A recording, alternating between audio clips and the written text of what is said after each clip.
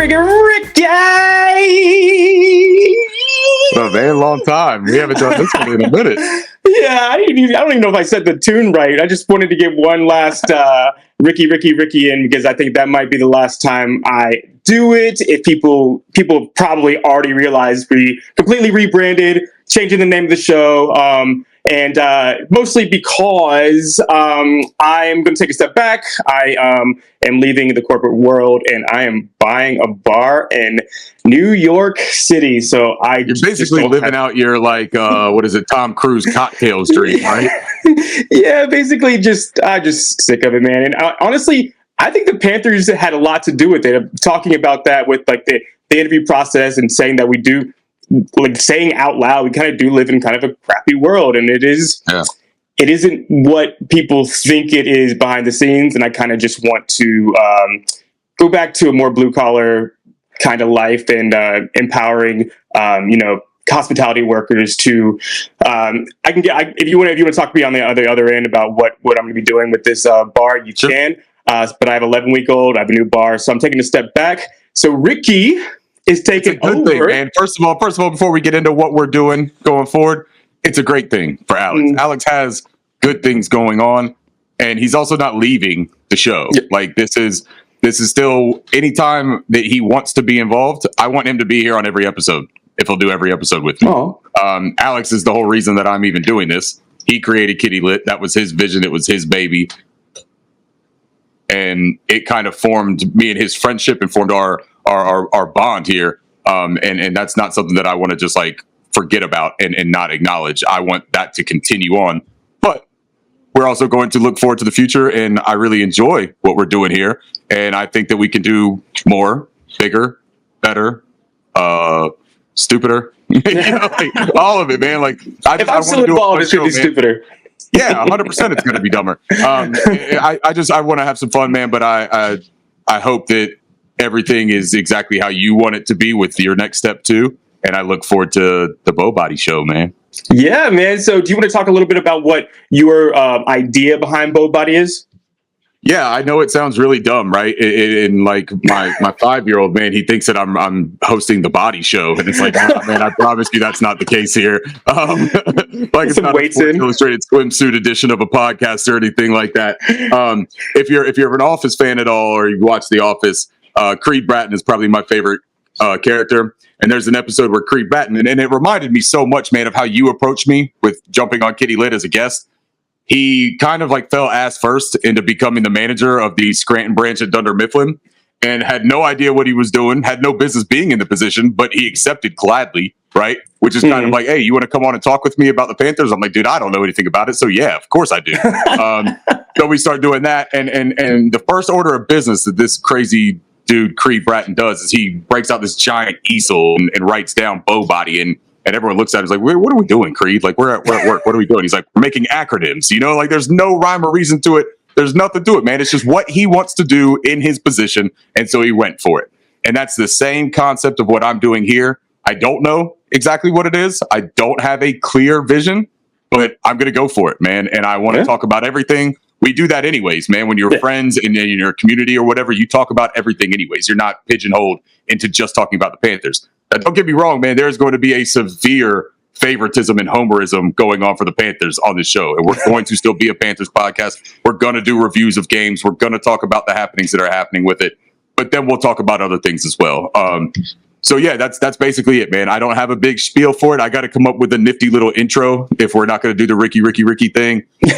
I'll figure it out. It'll be something ridiculous. You know what I mean? We'll figure something out though, man. But it's an exciting time. I think that it's got some legs. I think that we could turn it into something. The first B in Boboddy on that Office episode, if you're familiar with it, was business, spelled Biznus. That's exactly what we're about to handle here on the Boboddy Show. We're going to handle business. All I can think about is it's the same picture. But going off of that, it's going to be different. Since I can't be here all the time, we want to start implementing people in the network. And we have a special guest. It's actually great for our first guest because, or I guess your first guest, because he is, I haven't seen anybody go in depth in the draft as much as this person probably ever. So he can teach me some stuff because I'm just not very good at it. And maybe I can teach him some stupid stuff because that's what I add to the the show. So let's introduce Dunk on demand from Unnecessary Bluntness. Dunk, man, what's up? What up, though? What up, though? How you doing? Though? I'm good, man. I ain't that special. You ain't gotta call me a special guest, man. I'm just a regular guy. you don't have to. You don't have to. The formalities are not necessary. Now, so Dunk, if you guys aren't familiar with Aaron, he is incredible with the film reviews. He's got a YouTube channel, and it is entertaining, informative. I tell you, I made a joke with him the other day. We were doing one of those live spaces, and I was talking about not having any idea what to do when it comes to like designing and graphics and all that kind of stuff. Dunk has this thing on his where it'll pop up a text message, right? And it'll be like, "Hey, it's me, Dunk." And the very first time I'm watching one of his things about a year ago, and I was like, "The hell? How did Dunk get my like? What is happening? Like, dude is just texting me while I'm listening to him on YouTube. Like, it is incredible. But like he is though, man. Like he's advanced with that stuff. He's got great content. But more so than that, man, I had the pleasure of getting to meet him down in Spartanburg at the final training camp down there last year. And as a person, man, Dunk is somebody that I respect greatly, and I appreciate you being the inaugural guest here tonight, man. No doubt, man. We were in the trenches, sweating our butts off, trying to see. Man. and who are you telling me? Dunk is in like combine shape, man. Like he could go out there, and I promise you, man, run like a 4.5, 4.5, something like that. I'm out there sweating my big fat ass off, wearing all black because I was trying to not be in like a white T-shirt contest. You know what I'm saying? Like I knew it was going to be bad news bears out there, man. What sucks for me about this show is I commented on Dunk. I was like, I'm stealing all your stuff because I don't know anything. And Ricky said that we're going to do a draft show, and I have no idea what I'm doing. So I'm stealing all your stuff. So I'm actually glad that you're here because I didn't have to, come up with anything. And I would just said your stuff anyway. So it's better just have you say it because I would have sounded like an idiot. So a little bit out today, we're going to do a mock draft. So basically go through all the Panthers picks, see who the mock of what the computer says other teams draft and who's available at our picks. We did an assumption of what we think is the most likely thing to happen. We think the target that is going to happen for the Panthers, we think Brian Burns and Luvu are coming back. I don't see how they don't. I think that they kind of have to. Everything that is pointing to them coming back. We think that offensive line everybody knows that's definitely a need for us. And since we have two defensive players coming back and we got one more offensive player, we decided that we're going to go for tight end is a big need for us after losing Hurst. And we're going with Noah Fant, who had 50 catches and 486 yards, 4 touchdowns under Canales. He's got a little familiarity with new Kingpin over here in Carolina, Dave Canales as well. Yeah, and K-Dot, and you see what he did last year with Canales. I think a tight end is very important in a Canales system. Anybody want to touch on those 4 signings? Dunk, what you think about it, man? Fant is a guy that I think could be a good pick. It's going to be competitive. Apparently, Cincinnati's looking for a tight end. Fingers crossed, they'll just go for the Hayden Hurst reunion. Yeah. Hell yeah. Miami, they're looking at John Smith, and they're a team that's kind of off the list for tight end as well. So I think the Panthers do have a chance for Fant. We'll see what that price tag looks like, of course. I put it out there. I said, we're not shopping at Saks Fifth, for free agency. We're going to be at Burlington Coat Factory or Marshall's, what I'm saying? Looking for those aftermarket deals, what I'm saying? Got to find So if we do end up signing Noah Fant, he's most likely going to be wearing one of those Burlington Coat Factory Panther jerseys too that aren't the processed blue. They're going to be that hyper blue. You know what I mean? Exactly. He's going to have Thompson on the back, but it's not going to be Shaq. It's going to be TOMP. One thing I do want to touch on because this conversation is kind of going like all over the place. The thing that Fitterer did do well is we don't have a lot of dead cap moving forward. Like a lot of these guys are done after this year. So we can be pretty creative and restructures and, re-signing Luvu and Burns. So I think we have more cap room or cap flexibility than people think we do. So I just want to touch on that real fast. So I think we can make things happen, but we also don't want to screw Bryce over down the line and get into cap hell down the line. But we have some ability to create more space. And I think that's a big reason we're waiting on Burns, just kind of see how we need to structure that. Well, isn't it also the whole point of bringing in a guy like Brant Tillis from a championship pedigree franchise? I mean, like if he could construct that roster and give that giant contract extension to Pat Mahomes and have that foresight of negotiating that deal and being able to see the whole vision for that franchise, that's why you bring him in here is so that he can take a situation that maybe isn't all, nuts and candies. And say, yeah, I can make this work. Like I can build something out of this. That we've got a couple of cornerstone players, and that's the conversation we have with this Brian Burns, Frankie Louvu, Derek Brown, J.C. Horn thing, right? Those are your guys. You're building off of it. Canales has already said that was one of the appeals of coming here was EJ Avero and this defense. If you strip it down to the bones, that's not an appeal anymore. Like that's starting over, man. Yeah. So yeah, it's a good point. Dunk, what do you think about the idea of just a real quick before we get into the draft? Brian Burns, man, to me, it makes more sense to have him on the roster and maybe lose the additional pick that you could get if you trade him. How do you feel about that situation in general before we get into this? I wholeheartedly agree. I know people, and there's been ideas floated around about trading some defensive assets to build up the offense. And okay, cool. People were just like, we're going to lose. I'd rather lose 35-28 than lose 27-10. I'm like, all right, like it's still long, I guess, but like you're creating another hole, and like people just think that you can find top 15 pass rushers, top 10 pass rushers, whatever you want to rank them, on the street, and you can't because one, we don't have the money, and even when you do make that pick, especially in this class, you're not gonna get an elite guy. Like it took Brian Burns time to develop. His rookie year was 7.5 sacks. I mean, granted, he was playing gunner on special teams at times. He probably could have done a little bit better, but he really didn't come into his own to become the premier guy he was until year 2, year 3. So you're not going to get an immediate fix. Not to mention, we already need a pass rusher now with him. We're going to need 2. Trade him away. So I just. Everyone's system is complicated. Like, why not bring the people back that are familiar and that can? I know we got real tired of saying this over and over last year, but you stay multiple, man. You gotta. Can he play in coverage? Can he rush the passer? Like be an every down kind of player instead of just like a third down pass rusher guy. Those don't exist on the market really. And let me add one more piece to that, because you talk about the fans saying, hey, I would much rather lose 38-35 than lose, 23-17 or whatever, because we got a defense that can keep us in it, but we don't got an offense that can score anything. Why do we have to settle for just taking that inevitable loss?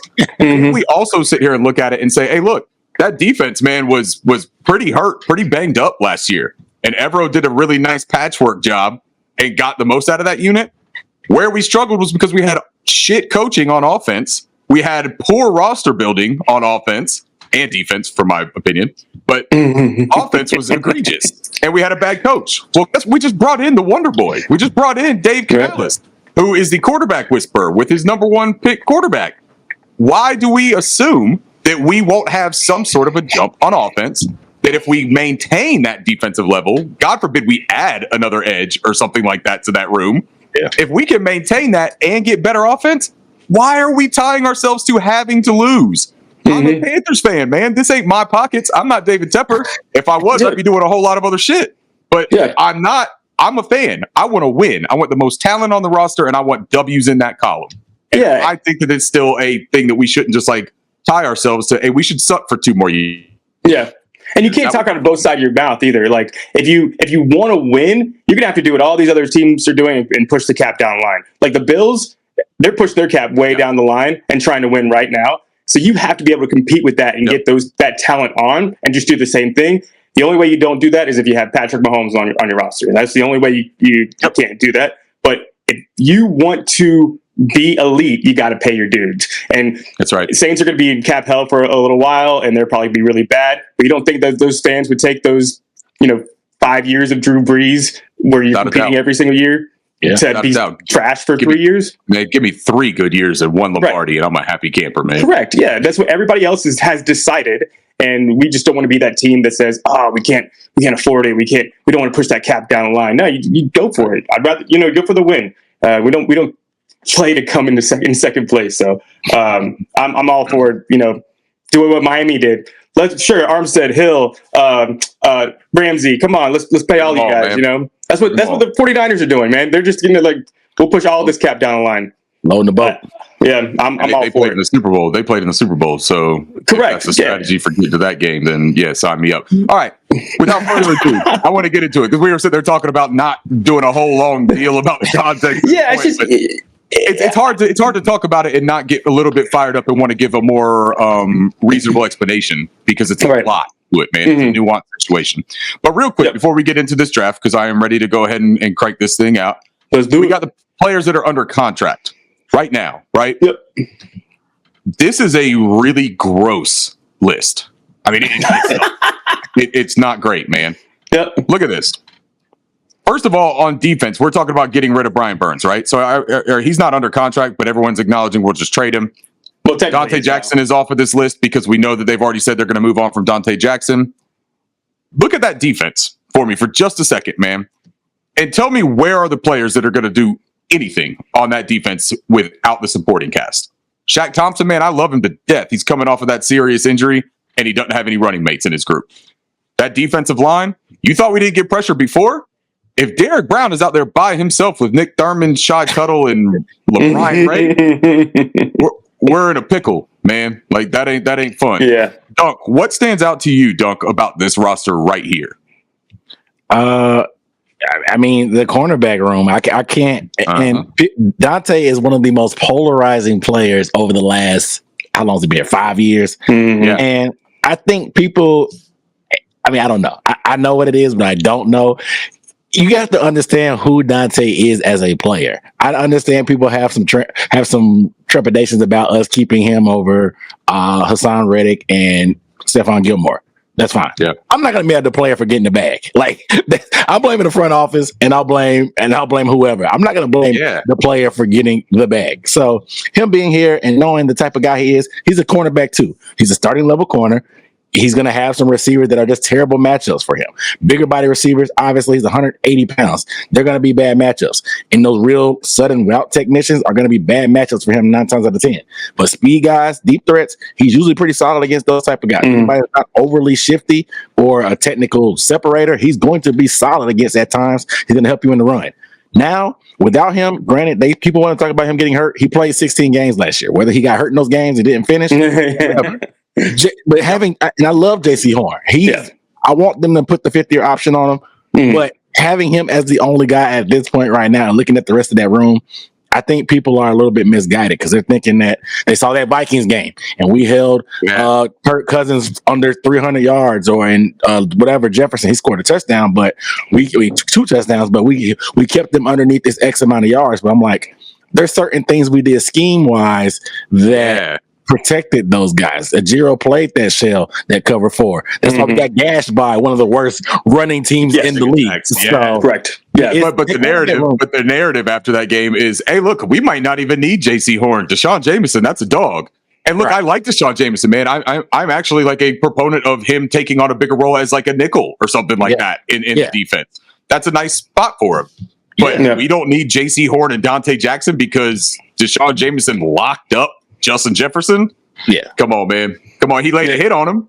He laid a nice hit on him, but that was it. The 5'9", whatever he is, kind of came into play when he gave up the touchdown. So like Rey Mysterio, man. He's like a luchador. He comes off the top rope to whoop your ass, but like also he's probably not going to win heavyweight champion. Right. So I think people just take what Ajiro did for granted a little bit, in my opinion. And I mean, it's what coaching is. You look at the roster and you play to their strengths. You don't try to for a square peg round hole. So I give Ajiro the credit for that, but just based on some of the meetings they had at the combine, I think they're going to address corner. But it seems like I put it out on Twitter, they're probably going to go to a little bit more of an aggressive style of defense where they play a little bit more press and a little bit more man coverage. And that's JC's game. But if JC goes down and you're looking at DiCaprio, Boodle, Deshaun Jameson, and Robinson as those guys, That's a great point, though. What made you think that, Doug? Because me and you talked about this, and I agree with you wholeheartedly, but what made you think that they might be shifting to a little bit more of an aggressive press-type defensive scheme? Yeah, so they met with Nate Wiggins, who everybody thinks is a bona fide first rounder, which is fine. If he falls, he falls. He's 175 pounds. There's a chance he could fall. Right. Whatever. Some people just don't believe in drafting players that small. Regardless, if he falls to us, he would be probably BPA at the time. Yeah.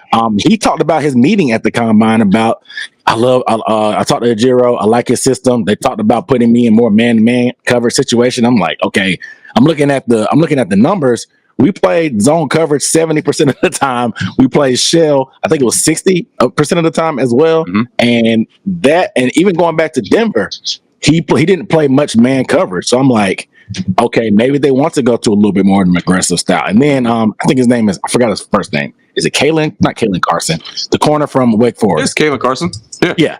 He met with them as well, said the same thing. He's real good friends with JC. He's like, I know JC. I talked to Jiro. They talked about me being aggressive playing and just his game. That's his game. He plays just like JC. He's very physical, very grabby. He can get in trouble with that being grabby sometimes, but that's the type of guy he is. So like just reading the tea leaves, you don't meet with these type of guys if you're going to stay with an off coverage type of team or not be a little bit more aggressive. So just reading the tea leaves on the type of prospects that they're interested in, which is way outside of the norm and the numbers, I'm like, okay, we may be being a little bit more aggressive this year.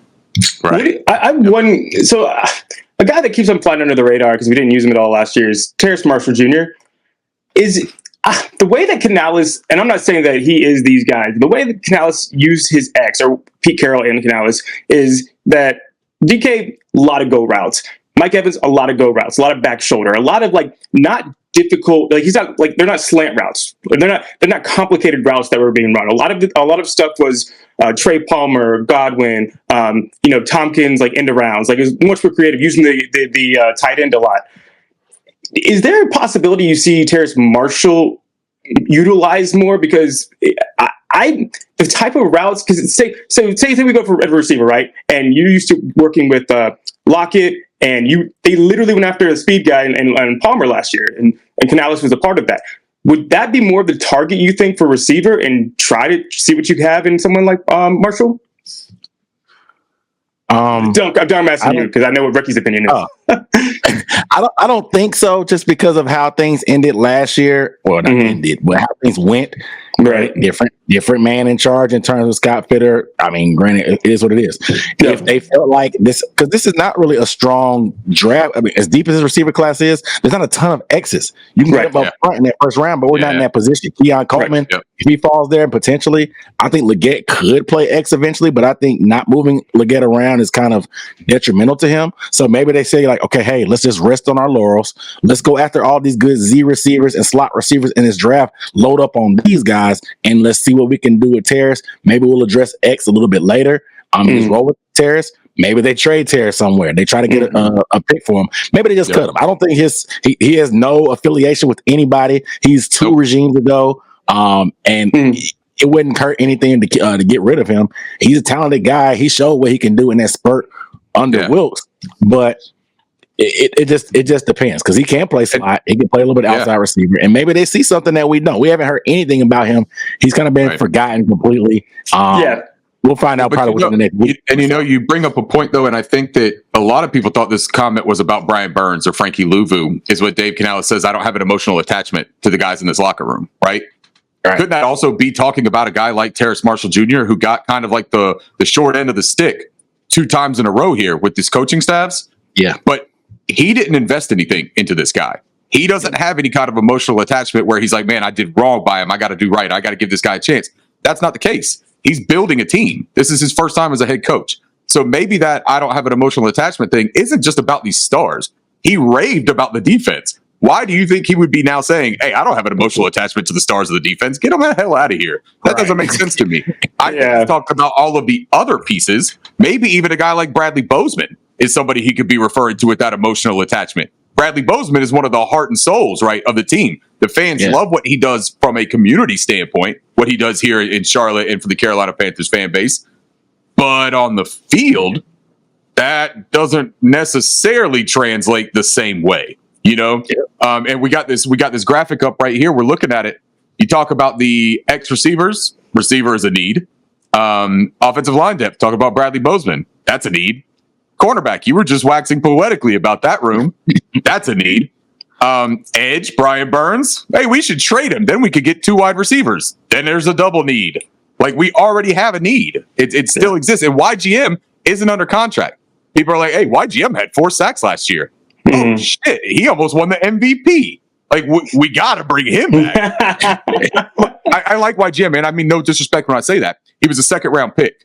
So when you sit here and say we can find somebody to replace Brian Burns, or we could do it with pick 65, or we could do it with pick 102, that's a wild thing to say to me when we have been trying to do that with second and third round guys for years, and they don't stick on the roster. So I'm out on that one. Interior defensive line, yeah, that's another one, man. Everyone, we know how good Derek Brown is. He's also a man on an island. Like, all of these great players need support. And that doesn't make them any less of great players to need support. It makes a football team.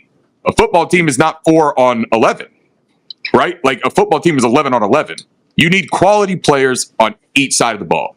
So I think everything that we just talked about is a perfect segue to go ahead and get into this thing.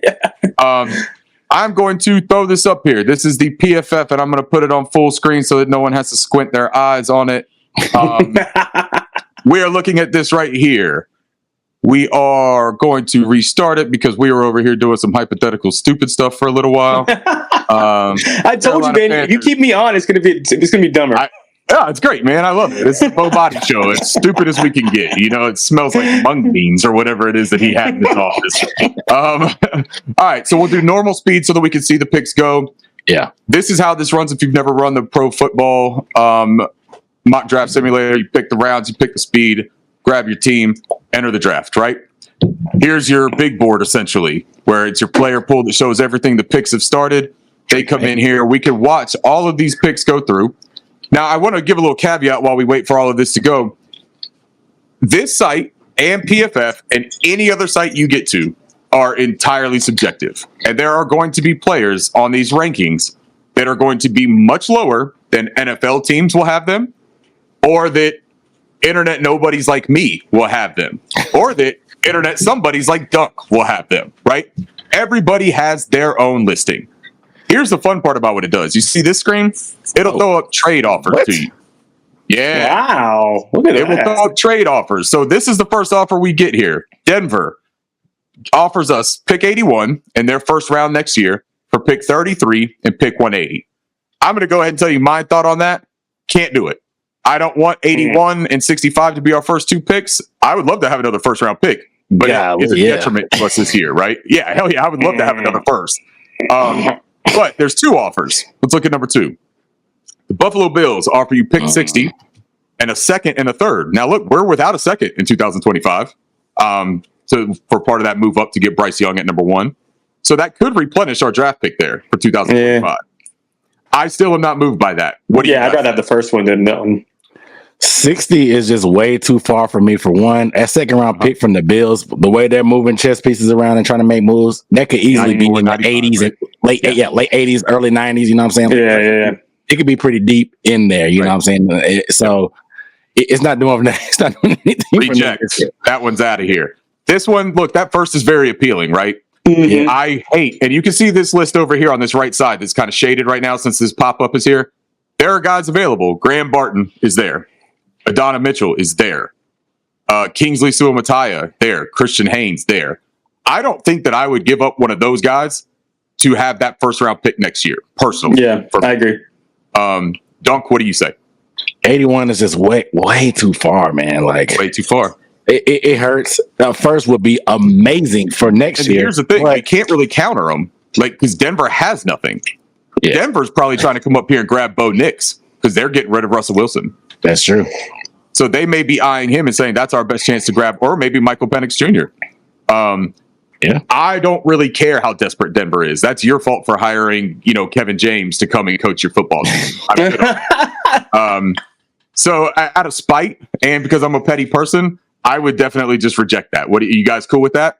Do they even have I just feel like they shouldn't even have a first round pick yet after the Russ trade. Like, has it really been? I don't think they do. No, I don't this year. I don't think. Yeah.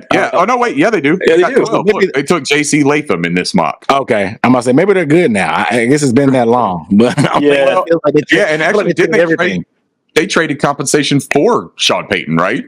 Yeah, and that was the Dolphins pick for Bradley Chubb, though. Gotcha. I don't know. Like I said, I don't care. It might have been that long. Time flies, right? But I just feel like they put themselves in such a headlock. But who knows? All right. So there's the board, right? That's what we're looking at. So the next thing I want to do here is we can look at that and we'll go to the screen. But before we do that, we're on the clock. Let's start it up. We got 7 minutes. The second round, you get 7 minutes per pick. The third round and on, you get 5 minutes. So our clock has started. I'm going to bring this back here. Well, actually, I need to keep that going. So let's move some things around. All right. On the clock, 6:37. So that's at 8:15. Let's go here. All right. So we see the screen. What do you guys think? What stands out to you first thing about this screen? Let's look at offense. We can look at the wide receivers that are available because we all know we need wide receivers, right? Adonai sticks out for me. So he fell out of the first round, and obviously Keon Coleman's not there, so Keon went. Obviously Adonai's trajectory after the combine is through the roof. Yeah, he's probably wide receiver 5 or 6 for me at this point. I'm a little bit lower than most people on Adonai, but I feel like in this scenario, he would be a good pickup right here. Looking at the offensive line, I do like Graham Barton, especially if we're talking center, a scheme versatile guy that can play in the gap and the zone. He would be a decent pick, but I just think we know what we need. We know who's and Adonai being there. I feel like it's probably BPA in terms of weighted BPA in terms of our needs and the ability. So I've got AD Mitchell. I've got him as my wide receiver 7. So you talk about being a little bit lower. So am I. Okay. There are things that I've seen with him. He's dynamic, man. He's got a great skill set. He's got good hands. He projects to be able to play for multiple alignments. Yeah, but there are some things that are a little bit clunky with him when it comes to footwork and things of that nature on some of his routes. Now, what he can do, though, he is a technician, man. He understands how to run routes, and he does a good job in the stem. But there are just questions that I have about his intermediate route running, especially. And when you talk about Bryce as an anticipatory thrower and what he wants to do and the quick pass game that Canales is high on, I think you really have got to focus on that, right? AD Mitchell, though, is really difficult to pass up. But when you look at it, and here's a favorite. Lad, that's what I like. Fan favorite. Yeah. Everybody loves Lad. Dunk, where do you have Lad in your rankings, man?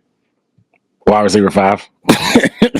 I mean, this guy's not going to move from there, like just off of who he is. And I know what he's going to be. He's consistent. His route running is consistent. He's going to be where he's going to be. Like I said, Bryce is an anticipatory thrower. This guy can play inside and outside, regardless of what people think. And I think he's going to translate. I always say it. Separators translate. He may not have the ceiling of Adonai, but year one, there's going to be a learning curve. He's a rookie. Year one, you're going to get production from Lad McConkey. Just period. Like it may not be 1,000 yards, but you're going to get somebody that's dependable, that's consistent, that's good hands, and he has some return ability as well. So I love Lad.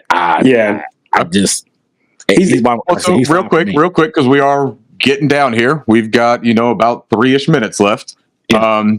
Darius Robinson, Dunk, is a guy that you are familiar with. Yeah. Is he intriguing you to move off of a wide receiver here? No, not in this scenario, because I love Lad and AD over him. And like I said, we have Burns still, so none of these corners do it for you either. Kamari Lassiter, TJ Tampa, Rayshaw would be great, but because I think Rayshaw is a first rounder in my opinion. But this algorithm is a little bit off, so he may even be around with our next pick. Who knows? Right. But Rayshaw is definitely a first rounder, but Darius Robinson, he's a little bit down the list as far as some of these other guys. But I guess as far as weighted BPA, but I like I would take AD or Lad. I'm not going to argue with Lad either way. I know people love Lad. AD. My knock on AD is that yak. You run a 4.35, but you don't give much in yards after catch. So where does that come from? So I know we got a minute. But I'm good with either Lad or AD. Honestly, Lad or AD is your vote. Alex, what do you think? Yeah, I like Lad. With the fact that he's sub 4.4, I actually kind of blew me away a little bit. I didn't know he was that fast. He gives me Tyler Lockett vibes, and I think that's what. So what do you think if AD Mitchell, though, is the pick? Don't you guys think that there is a chance that you could find that underneath receiver at 65 if you talk about doing a double dip at like a Ricky Pearsall or possibly even a Roman Wilson? I don't think he's going to be there. Jacob Cowing. If you really wanted to kind of move a little bit deeper into that wide receiver class.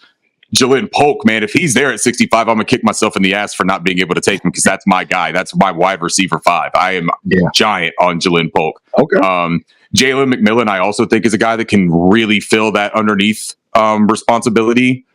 15 seconds. You guys tell me, Ladd McConkey or AD Mitchell? I think he's Jalen Reed. I think he's the guy that you need for a young quarterback. Let's go Ladd. You're saying Ladd McConkey, dunk? Yeah. Let's go Ladd. I'm fine with Ladd. Pick is in. Ladd McConkey it is. Also, while we're doing this, historically, and that's incredible. Historically, you take receiver high and second year of rookie deal. Yep. Yeah. All right, so now we're going to watch this unfold a little bit. We'll go back through before we get this next pick, and we'll see how this next round kind of unfolds. I can move back. I missed AD. I'm like, wait, what? Here, I'll go to the all screen where you can see basically the big board where it's the overall players. And there's Jaylen Pul sitting right there. Oh man. Well, hey, okay, hold on. But when we start this clock, though, I want to have this conversation because Jaylen Pul is somebody that I think could be wide receiver 1 without a doubt. Wow. If you give Jaylen Pul with Ladd McConkey, for me, that's better than the idea of people that were throwing out there about AD Mitchell and Ladd McConkey at 23 and 33, and we get to keep Brian Burns. So I'll just preface my feelings on it by saying that here is a trade offer. We give up pick 65 and pick 180. We get pick 74 and pick 110. The problem about that trade offer, it comes from them shitbirds down there in Duncan. Yeah, you don't do that. No, I wouldn't do that.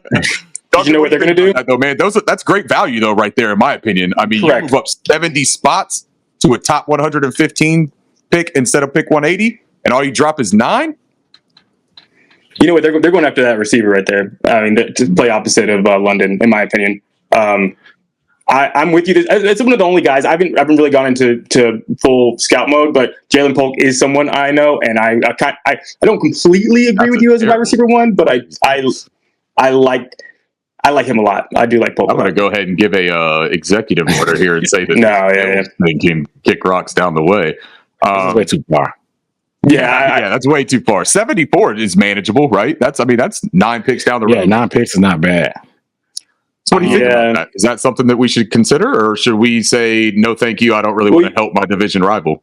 Well, there's no corners right here, right? There's no corners that you like, and defensive tackle is not going to. Let's check the board real quick. I'm not against doing business with those guys if maybe we can even counter if we have to. You want to look at offense or defense? You do offense first. It's fine. Okay. I see a good amount of tight ends here. Pierce also on the board. Tight end, you still got Fabian Sanders. You got my guy Ben Sinnott. That's my tight end too. Yeah, now remember in our situation here, we signed Noah Fant. True. So do you use 65 on a tight end where you have Tommy Tremble in the room and Noah Fant right now? No, we can keep pushing the guard and tackle. Guard Christian Mahogany, man, that's my guy right there. I love Mahogany. My guy too. I would be tempted to go Mahogany. Me too. Centers, I'm big on Tanner Bortolini and Bo Limmer. I like Bo. But I think that you look at their values right there, though, and you got to think we're looking at an algorithm on a simulator. Even if it's in general, though. Yeah, in general, though, I like either one of those, and I wouldn't hate using a pick on Taylor Bortolini if we don't do something in free agency. Yeah. I'm talking about in general, you can get centers late. Defensively, though, let's look at the edge room because Marshawn Nealand is a guy that I'm very high on. And after Marshawn Nealand, in my opinion, there's a significant drop to the next prospect tier. There he is. I'm big on Mohamed Kamara down here, and I think this 187 is absurd. I think he's a top 115 player in real life. I think he will get drafted in that range. It's his size. Yeah, it's his size. But, man, I don't care. How big is Hassan Reddick? Yeah. and Muhammad Kamara is a bulldozer of a human being, man. I mean, that is a strong dude with, like, I think his wingspan was, 83 inches for being 6'1". Yeah, I'm about to say, I didn't know his arms were that long to be that short. 78 and a half. 78 and a half, but his arm length is 32 and a third. Oh, nice. So, I mean, he got, and that if you compare that with some of these bigger guys, right? Latu, his arm length is 32 and a half with 78.25 wingspan, so shorter wingspan than Kamara. So there's intrigue. I guess I should probably be fair here and start this clock so that I can get it to the 5 minutes. Yeah, we also need to decide what we want to be as a team. Are we actually rebuilding? Do we want to develop these guys? Because we don't have another edge. My idea was we go after another edge rather than get it through the draft. And we can draft guys, but have an idea of, are they going to play right away, and can these guys play right away? Mm-hmm. It's kind of what we need to focus on, is what we want to do. Dunk, you got a feel on that? Are you looking for an immediate impact player at this pick? I want contributors at every pick. If they can't get on, that's why weighted BPA is what I'm looking. I want contributors at every pick. Yep. And so I don't know if we started the clock. If we do trade back, it is what it is. But Braden Fisk. I'm gonna go ahead. I'm gonna start it. Yeah, go ahead. Braden Fisk would be. Obviously the algorithm is a little bit different, so we could probably trade back and get him. But Braden Fisk would be the no-brainer for me in this scenario. After just the way I like Chris Jenkins, but I just feel like Braden Fisk is going to be a second-round pick. And for him to fall to the beginning of the third I would be all over him, because he's gonna be. That's my guy too, man. That's my guy too. What do you think about this Rook Orohoro though? Because we've never drafted a Clemson player. He absolutely ripped it up at the combine, man. I mean, he had a great showing. Big dude, disruptive, man. That's the word for Rook, he is disruptive. He's also a little bit green, man. Yeah. He hasn't played football for that long, and it's a jump when he moved to the NFL, right? That's a legitimate question. And if we're talking about a contributor, maybe he doesn't fit that right away. I like going second round for a defensive tackle.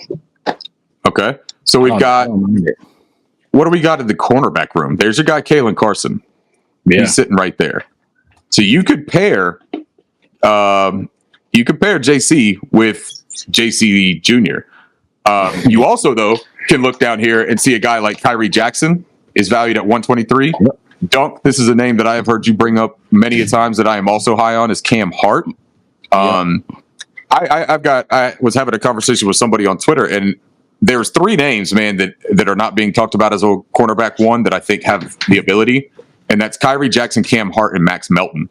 So any of these guys, I think, are real deal picks. Max Melton is already gone. He went 59. I saw him. And Xavier Legette went 55. At least that's borderline realistic. I still think that Xavier Legette is closer up here to this high 30s, low 40s range.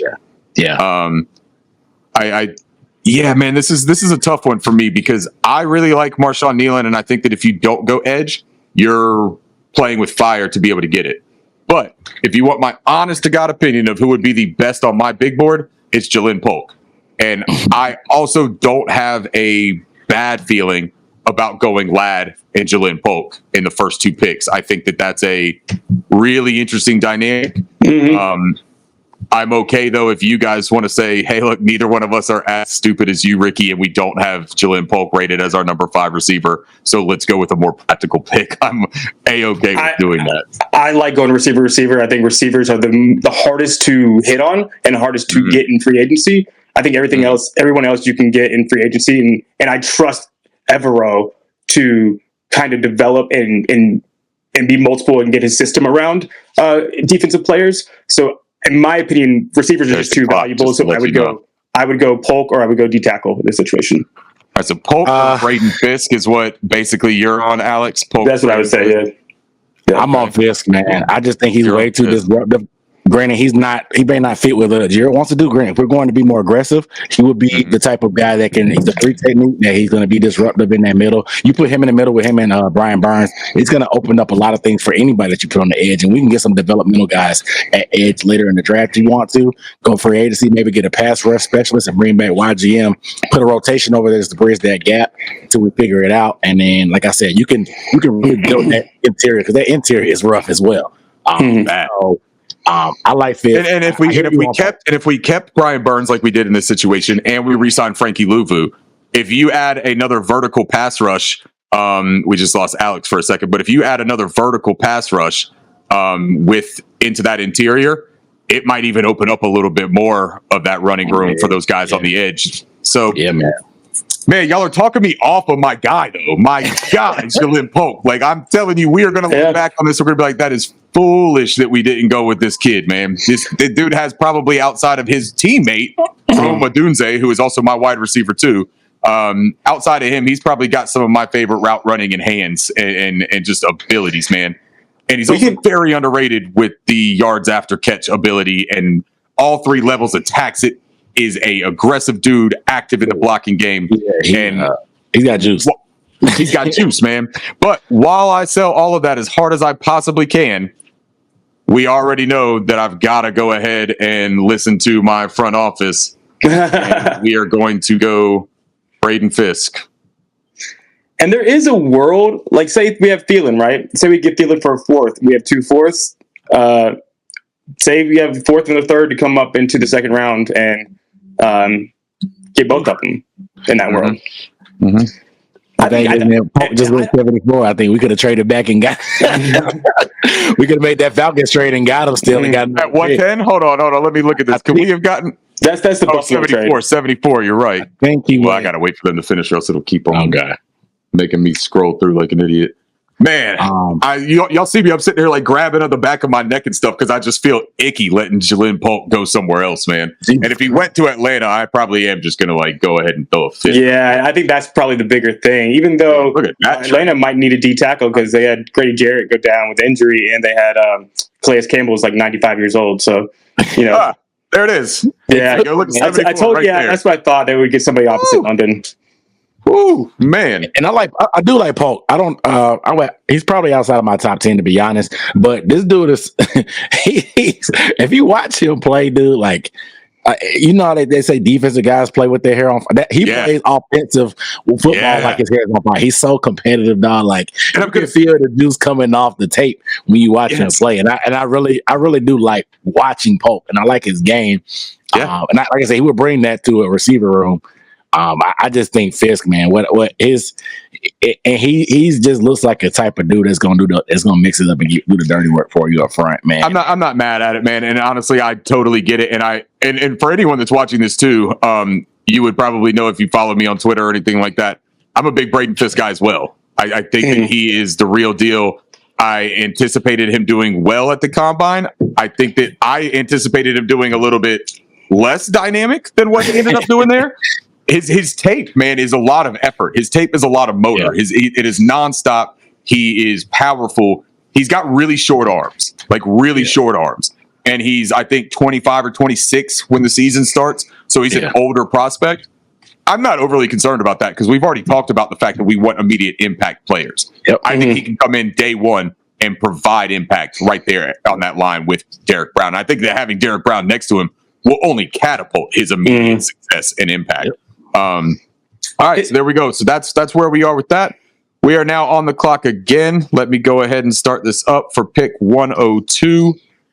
Add it to the stage. Clock it down to 5 minutes on the clock. Also, real fast, if you have Ladd and you have Noah Fant, theoretically you're going to move the ball in the passing game somewhat. I think we're going to be a power run team for the most part in offense. And I just don't. I think that you'd rather have someone to take care of the trenches first. Let's not forget, too, it's not just Ladd and Noah Fant. We've got a second-round pick at wide receiver last year in Jonathan Mingo. Yeah. And I'm not out on Jonathan Mingo. Yeah. I'm not saying that I think he is going to blow the roof off next season, but I'm not out on the kid, man. Like, he didn't have this, like, grotesque rookie year. He had grotesque moments, and they were also rookie moments.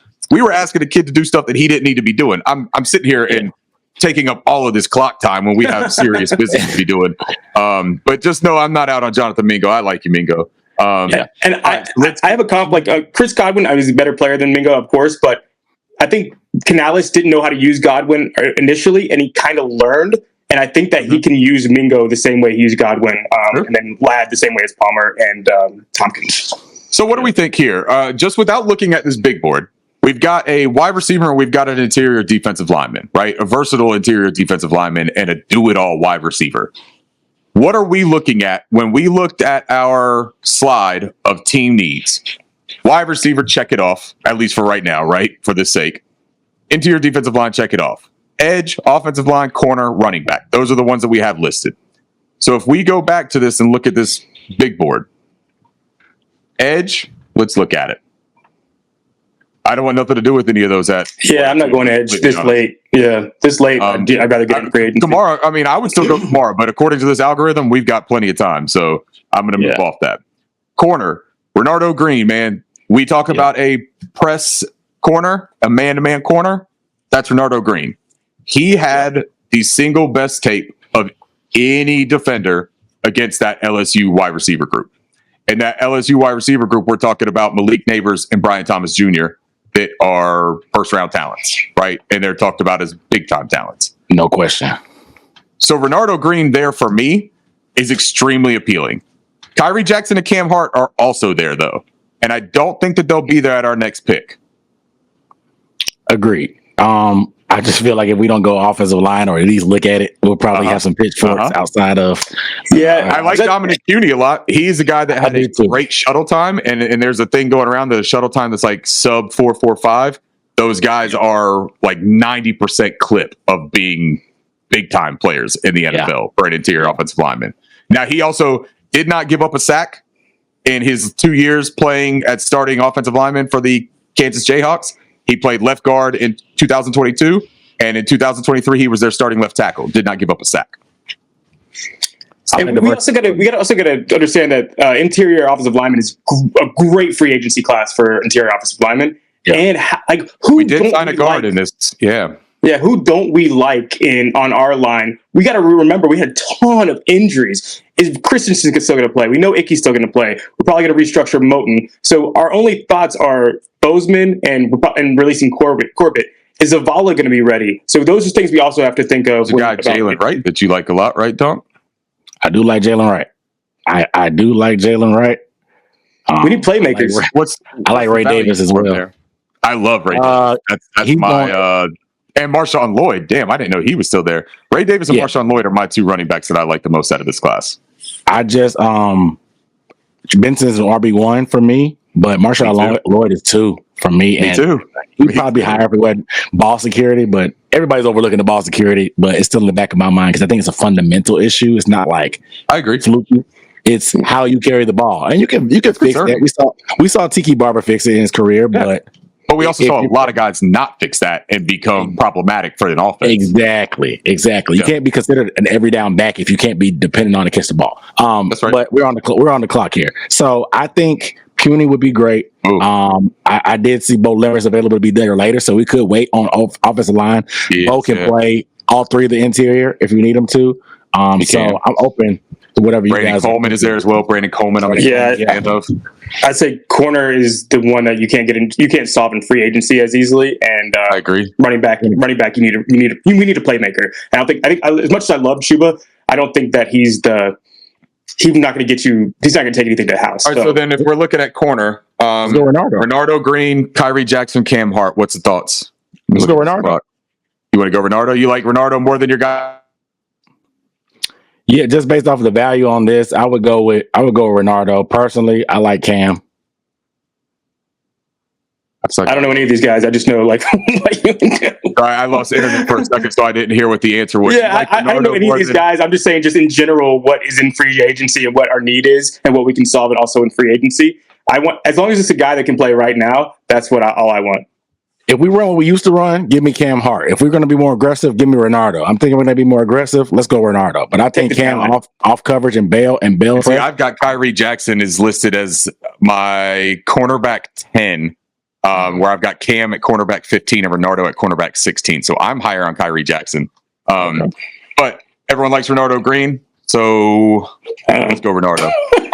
I take the talent. I don't care about the system. I care about the talent. They'll figure out the system. I trust Evero enough. Renardo's a good ball player, man. I'm very happy about that, to be completely honest. The way that these first 3 picks have gone, grabbing Ladd McConkey and going straight into Braden Fisk and then grabbing Renardo Green, I think that that's a really nice way to start this draft off, man, to be completely honest. I do worry.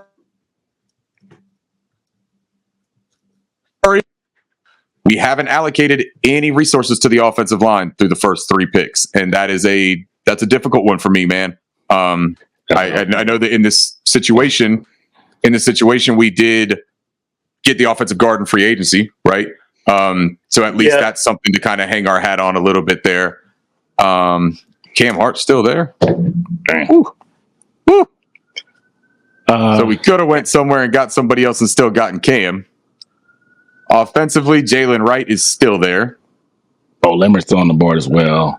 Bo Limmer is still there. Now, Bo Limmer is a guy that I would do that, I think, man, to be completely honest. I like Bo. I like Bo a lot there, and it may not even take me that long. Theo Johnson is the RAS Combine guy that everyone fell in love with. But I do like that last year too. And he's got a lot of traits. And Dunk, I think you posted it. I think it was Josh Norris that mentioned this, that there is a correlation between the guys that are wildly athletic in their testing at the Combine and their athletic profile with the RAS, that they find better success. You have a better chance of finding success as an elite athlete at the tight end position than you do if you're trying to overcome a hindrance in your athleticism. I think Josh said that every good athlete's not a good tight end, but every good tight end is a good athlete. There you go. Pretty much. There you go. So like you take your chances on the athlete, and these guys are just nobody uses the tight end in college anyway like that. So like there's always going to be huge upside. That's why we see so many Iowa tight ends and Wisconsin guys that just come in and just like destroy it in the league and like out of nowhere because like they're so underutilized. You just got to gamble on traits. That's one of those positions that you actually do gamble on the athletic test. So I'll say for me, it comes down to Jaylen Wright or Bo Limmer here, I think. I love the explosive dynamic ability of Jaylen Wright. I like his pass catching ability out of the backfield. I think that's an element that would kind of open up the offense a little bit here. I also think that there are guys later. I'm a big George Halani fan. I'm a big Blake Watson fan, that I would scoop up either of those at the final pick and be pretty happy with that as well. Bo Limmer, I think, there's a significant drop off. If you look at the rest of that, let me bring it up. If you look at the rest of that interior offensive line room right there, Layden Robinson is fine. I like him. I'm not moved by him. I think that this is your move right here, though, Bo Limmer. I think that is a bona fide he could start in a year or two. And if you had to plug him in, if there's an injury or if you decide to move off of Bozeman, I think he can come in and give you an adequate play right away. Yeah, and he's played a lot of football too, man. Like he played 49 games, I think, in college. And to be completely honest, he's the last guy in the interior that I've actually heard of. It looked into like film wise. So I would go with Bo in this scenario. I'm with you. Just because he brings the center, he plays center and guard. Yep, I'm with you. Let's do it. These multiple definitely. Positional versatility is going to be a big thing for us after all of the injuries that we struggled with and not having depth across that line. I mean, we asked Cade Mays to do just about everything except play quarterback. You know what I mean? And Cade Mays isn't, no disrespect to him, but he's not necessarily the athlete I think that Bo Limmer can be. Bo Limmer, he's the guy that put up 39 reps of the bench. And I'm not saying that like that's a telltale of anything, right? It's impressive, but 39 reps is significant, man. No, but you see the strength, even at the Senior Bowl, everybody sees that video of him going viral, him getting like completely plastered by Sweat, but they don't show the other 3 reps where he stalemated him or moved him off the spot, so like weird, so weird that they only show one thing and don't not to mention the guy that heads up that Senior Bowl, Jim Nagy, said nothing but glowing things about Bo Limmer in the week that he had over there. And I'm gonna tell you, that dude has had a great track record of pinpointing guys that are going to go under the radar and are going to make a lot of teams look foolish for passing on him, especially when they show out at his event. Damn it, his name is Bo. We need some nasty. Oh, man, with an X. With an X, dude. Give me that. We need some dudes like that in the offensive line. Like, I'm with you. Man, like, all right, so here we are at 165. nobody really that concerning went off. Xavier Thomas is a guy that I would look at for that edge. Sure. If he were to fall there, I would be open to that. But let's take a look at what we got. Now, if Mohamed Kamara is there, I'm telling you that would be my pick without a question. Because I think from an offensive standpoint, you're looking at the running backs. Now, Javon Foster is really intriguing. I like Javon Foster a lot as well, the offensive tackle out of Missouri. What do you think about him, Dunk? He's solid. And would he be there for 180? I don't know. I mean, he's rated 166 right here. It's possible. And you're going to add some competition, which is I'm 100% behind adding competition to that offensive line room. Like, I think guys are getting way too comfortable. We're not getting way too comfortable, but we need. I mean, sometimes pressure's either going to bust pipes or make diamonds. So we need to put some pressure on some guys, man. So like, I would not be mad at Foster. Okay. I wouldn't be mad at Mo. I wouldn't be mad at Mo Kamara either. Did we meet with Brendan Jackson at the combine, if I'm not mistaken, for Washington State? I thought we did. The edge out of Washington State. Yeah, I know we met with Nealon, but I'm pretty sure we met with Jackson as well. Those numbers are not correct. 6'2", 208. 6'4", 265 is more like. That's it. And you like him? Yeah, he's okay. He doesn't bring. I think. If I'm not mistaken, his athletic profile was the question. I didn't really follow up on his combine numbers to see how he did. I'm looking right now. Let's see, edge. A lot of this is going to depend on, like, do we think Tyreek Cohen's going to come back and do anything? I think we need somebody explosive, scat back. Tyreek Cohen? No, Tyreek Cohen ain't going to play, man. That's what I'm saying. But I like all our guys are. Story, but I want somebody like a Tompkins, like a Chase Edmonds, like somebody that can be explosive out of the backfield or into rounds, like keep the defense guessing a little bit more, because everybody we have now is sort of not that explosive. Yeah. They're more possession. But you got Lad McConkey now. You got you got Jonathan Mingo, and you got Noah Fant. Yeah. I mean, maybe. Yeah, I think it's be a traditional offense, but I think you need some big explosive plays. I'm with you. I just don't know that you necessarily get that out of any of the guys that are on this board. That's what I'm asking. I don't know. Yeah, that's what I'm just kind of. I like George Jalin is my. Duncan knows this. Me and him have had a little bit of conversation about George Jalin, and Edgar Salmingo on Twitter, Panthers draft analyst. He actually was the principal of the high school that George Jalin went to, and he knows him well and knows him personally. Said that he's a stand-up kid, great attitude, hard worker. Was dynamic in high school as well. Like it's been something that's showed up every step of his game. I think that he's going to be there at 180. So if we're looking at trying to draft a dynamic player, I'm okay waiting on that. I have done the committee thing with picking these players for the most part here. I gave up Jaylen Pul, man, and I'm not going to let y'all live that down. I'm going to bring that up. No, I like that pick. For the next year and a half, I'm going to talk about Jaylen Pul. You gave up way too easy. I like that pick. In real life, I'm going to talk about this mock draft simulator on the Boboddy Show. But I do think that Mohamed Kamara makes a lot of sense here. Grabbing an edge that is ultra productive. I mean, you're talking about, man, he was really good in college. He put up consistent numbers, man. And he's a smaller guy, 6'1", 248 pounds is what he weighed in at the combine. But again, like we talked about, 78.5-inch wingspan, 32 and almost a half arms. He ran a 4.57 on the 40 with a 1.58 10-yard split, 34.5 vertical, 10-foot 3-inch broad jump. So the athletic profile is there for a guy like Mo Kamara. When you're talking about getting him at this pick, this junction of the draft, I think that that's a pretty smart pick. You guys like that? Yeah. At this point in time, also, I think we're cutting DJ Johnson. No, or we're just gonna cut him. You just traded up for him, not getting cut. Yeah, it's just like, as long as he's not a developmental guy, because we just got too many of those. Like, I'd just rather. No, I think Kamara actually come in and be a rotational. I think he could be a rotational pass rusher right away, to be completely honest. I don't think that he's going to come in and start opposite, but I think he can come in and give you some serious pass rush as a specialist. All right, let's go for it. Yeah, I'm good. Send it in. Yeah, he's productive, man. He's add to his bag a little. He need to add to his bag a little bit, but he's strong. A lot of effort. High effort guy. Dog.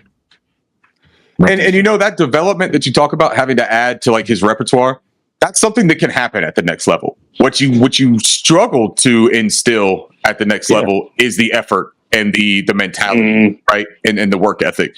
If he shows all of that, I'll take my risk on that at pick 165. That's somebody that I think can work their way into the roster or into the lineup. Canales knows that. Think about all those guys drafted late that end up being like big players in those Seattle teams. I think that's how his viewpoint on players. All right, so here we are, 180. Now here's the combine guy that made everybody salivate. Essentially, 221-pound running back out of Louisville, Isaac Guerendo. Dunk, you know about his combine stuff. What would you think about that? Oh, Blake Watson too. Blake Watson's there too. Yeah. Isaac Guerendo. Personally, would take Kalani over Guerendo. Me too. So I like Kalani a lot. I think Kalani has an every down skill set. Mm-hmm. Go ahead. No. You're right. Keep going, man. No, I think he has the every down skill set. I'm really like, I think I told you, Edgar, online. I'm like, I'm not sure why everybody's so low on him. Like, I guess because of the high mileage, because he's really been that guy since freshman year and carried the ball a lot. He's not like his athletic profile is not. Yeah, it's not overly like impressive from an athletic standpoint, but like he can catch the ball. He runs between the tackles. He runs with good. He runs behind his pads. He runs with good pad level. I mean, nobody's really RB1 anymore in the league modern day, but I think he has that type of upside. We have an every down skill set. That tells me you have RB1 upside. So I think adding him to the rotation would be amazing. Now, how we figure out the rest of the backfield, I don't know. But, like they said, and Mike K even mentioned it, like Miles Sanders is somebody that can carry through OTAs, see if he fits. If he doesn't, cut him. And that's what people don't understand. $2 million of his is a roster bonus. Yeah, you're gonna have to pay him next year, but if he's on another roster, you don't. So so we like George Kalani then. I like Kalani, to be honest. I would be shocked if we didn't take a running back in this draft, just based on what he's done in the past. And especially if he keeps, if we're actually going to run the ball like Canellis keeps saying. I mean, granted, Tampa, I think we are successful moment, so I'm gonna see it to believe it type of guy, but I think we're gonna try. I mean, Kalani, like you brought up great points about Kalani though being like a full positional, full workload running back. It's something that, man, his athletic profile won't blow you away. He's like a 4'5", 240 or something like that. He had the 39-inch vertical, and his 10-yard split on that 40 man really wasn't bad. I think it was like a 1.57 or something like that on that 10-yard split. It's really not bad. He's got burst, he's got juice, and he's got some wiggle to him. He is outstanding catching the ball out of the backfield. I mean, absolutely outstanding. He's good in pass pro. He is as solid as they come. And I think that we could really use some solidarity back there in that backfield. So I'm going to go ahead and send that card in and wrap up this draft for us, man. Yeah, Seattle drafts a running back every year because they always get hurt because they run the ball too much. Rashad White had 17 carries a game, out of nowhere. Yeah. They drafted Tucker and they went out and got Edmonds. I mean, they're gonna have a big running back room. I think they're gonna roster 4 running backs. And I like Miles being able to catch the ball, or whatever, but I think you can get a little bit. I mean, I think Kalani has that similar every down skill set. Honestly, he's not as explosive, but he clearly showed he has burst. A 39-inch vert with a 10.7 broad jump. Anything over 120 inches in the broad jump is kind of that baseline for what you want from running backs, and just to have that lower body and hip explosion. And he's a one-cut back, so I think putting that in that zone, that wide zone, that Canales wants to run. I think he would be a perfect fit. It was part of what I like his game. Me too. And it was a big aspect of what everyone was excited about with Miles Sanders potentially fitting in that zone scheme with Thomas Brown, right? It was the whole idea that that's a scheme that really fit his skill set. Miles just didn't have it last year, and I know he got injuries, and so we don't know how that will shake out. We don't know if he'll be on the roster. He's got some money tied to him, but I also think that if you can grab somebody like this, I think that's what you do. You know what I mean? You prepare for the future. You grab a very cost-effective, cheap guy. Well, who else are you going to get at that pick anyways, right? Right. Like, what else are you going to do there that's going to be impactful? You got a guy that will bust his ass to make the roster and put competition in that room. He'll get the best out of Chuba. He'll get the best out of Miles Sanders. And if those guys don't have the best, George Jalin will come and he'll eat their lunch too. Yeah, you saw flashes from Miles Sanders, but to me, it feels like a guy that's going to be on the roster and then gets moved before the deadline for running back needy team, unless that's us. All right, so let's look at it. Ladd McConkey, Braden Fisk, Renardo Green, Bo Limmer, Mo Kamara, and George Jalin. How you guys feel about it? I like the position. We won the battle, but lost the work. We didn't. Yeah, go ahead, Dunk. Sorry, I talked over you. I talked over you. We didn't double dip. We didn't double dip at receiver like I've been harping on online. So I'm sure I'll hear about it. Hey, I tried. I tried my best to get y'all. Yeah, you said no. Double dip at receiver, man. I tried. Yeah, I got vetoed. You didn't get vetoed. I was like what Dan Morgan felt like in that war room, right? Like, I'm a dog and I want dogs and I know who I want, but I just can't speak up because Scott Fitterer is over there drinking his espresso martinis and making me look like an asshole, you know. Well, we're gonna get Wilkins and free agency, so we won't have to worry about defensive tackle. And there you go. There you go. receiver. I wouldn't be mad about the pick. I will say this is my one thing that I wouldn't be mad about. What? Braden Fisk. I mean, he's what he did at the combine, man. Just his tape. You love when like the combine does that for a prospect that you liked or you saw before, and you're just like, dang, like now I really feel better about him. You know what I'm saying? Like you feel good about him, but the combine just confirms that. Like that's why I love the combine, the whole process. Me too. It makes you take a second look at guys, but I love it when it confirms what you saw on tape more so than anything. Like AD Mitchell, I did not see 4.35. I'm not that high on him. It's gonna make me have to go back, unfortunately, and look at them. But guys that I really took a deep dive in, I'm like, yeah, I feel good about these guys now. Yeah, that's kind of the great feeling about it. And that's where a guy like Braden Fisk comes in, or a guy like Bo Limmer with that strength that you see on tape. Even Jalin, you know what I'm saying? Even the little exposure that I've seen of him after you guys put me on him. So, like, I love the whole draft process, man. It feels good. But, yeah, we didn't double dip. So, I will say that I think we're going to make one big splash move. And because I don't think people understand how much cap space we can create. And it's going to come out of nowhere, and nobody's going to know what it is. It could be like a Wilkins. It could be like a left. I don't know who it's going to be, but I think people don't understand what we can do with this space and how we can manipulate it. All right. Well, look, Dunk, I appreciate you coming on, man. I know you got obligations at home. You got the little baby back there. Thank you, man, for giving us your time. Do me a favor. Let everybody know where they can find all your stuff at. And obviously, would love to have you back here. But until the next time, where can they find you? Yeah, for sure. Dunk on Demand on Twitter. That's where I do most of my damage and spend probably way too much time than I should. But if you want to follow my YouTube channel and hear me talk to myself, you can do at UB Sports Talk on YouTube. I'm going to try to do a lot more collaborations this year. I'm really going to try to put it in a high gear once this free agency period. So I definitely want to get that Boboddy Show UB Sports Talk collab on my channel as well, my platform. So I appreciate you having me, and so I will hopefully that you will grace me with your presence. You guys can come check me out and chop it up with me on my platform.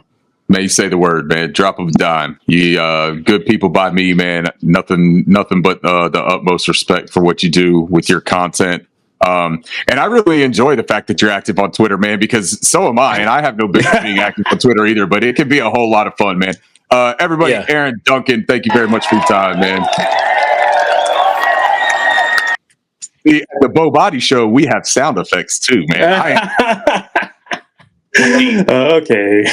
And I'm going to let you go, man. And Alex and I will wrap this up. Aaron Duncan, everybody, one last time. Appreciate you. Look, man. Man, he's good, isn't he? Oh man, dude! You ruined everything by having him on because I was just going to copy everything he said on Twitter and actually sound smart.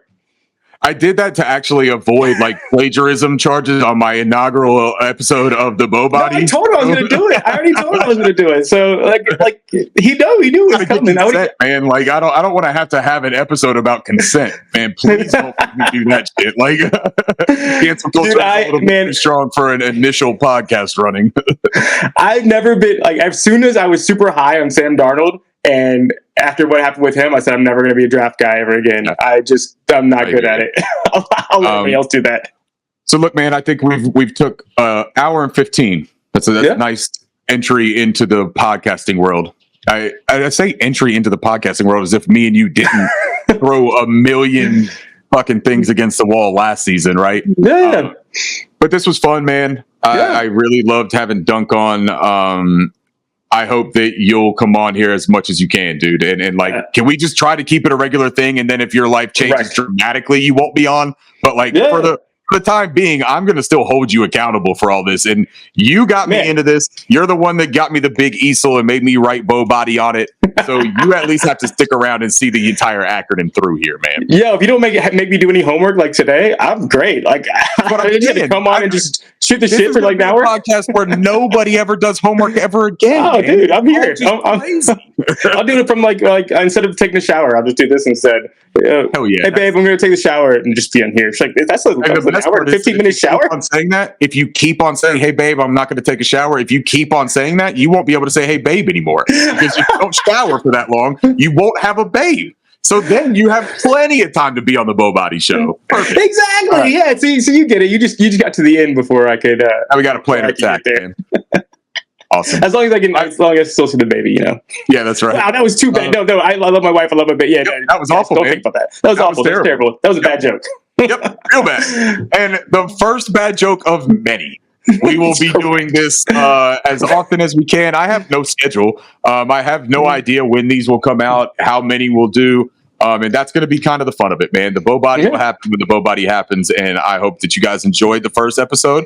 I look forward to doing this as often as we can, talking about everything from smoking ribs to smoking the Falcons in divisional play in 2004, man. We'll talk about every single thing that we can touch on.